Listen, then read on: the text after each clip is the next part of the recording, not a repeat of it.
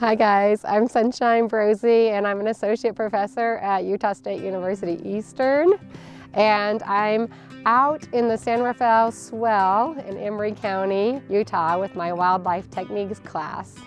So students in this class get to work with Department of Wildlife Resources for the state of Utah, and we're out here collaring mule deer. And what that means is we're putting collars on the mule deer that will tell us the mule deer's location twice a day, and they'll also tell us if the mule deer have stopped moving. Part of this process is we get to look at the health of the deer, what their current condition is, and then we can see what happens to them if they die. So are they dying from being predated from mountain lions? Are they dying from starvation because of the drought? Those sorts of factors. So we can find out a lot of information with the collar.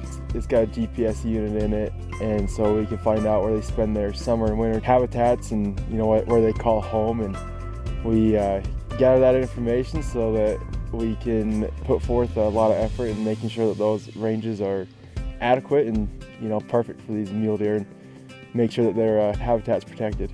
Every day I love it. I mean, every day you learn about some different aspect of the natural resources, how to manage it, and it's pretty incredible.